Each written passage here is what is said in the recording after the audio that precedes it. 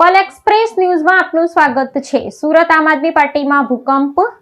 લસકાણા વિસ્તારમાં આમ આદમી પાર્ટીના પ્રવક્તા કાળુ વઘાસિયા સામે દુષ્કર્મ અને ધમકીની ફરિયાદ નોંધાતા રાજકીય આલમમાં ખળભળાટ મચી ગયો। પત્નીને છૂટાછેડા આપી તારી સાથે લગ્ન કરીશ તેવી માયાજાળ રચી આપ પ્રવક્તાએ મહિલાનું ઘરે અને હોટલોમાં શારીરિક શોષણ કર્યું। અંતે લગ્નનો ઇનકાર કરી મહિલાને તુષાર ગેલાણી જેવો કાંડ કરવાની ધમકી આપી।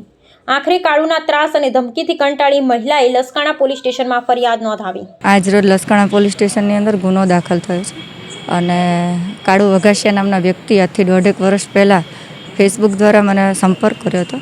સંપર્ક કર્યા પછી વારંવાર મારી સાથે લગ્નની લાલચ આપી અને શરીર સંબંધ બાંધ્યા છે અને જ્યારે પણ આપણે લગ્નની વાત કરી ત્યારે હરેક વખત એવું કીધું છે કે હું રાજકીય છું, તારાથી કંઈ જ નહીં થાય।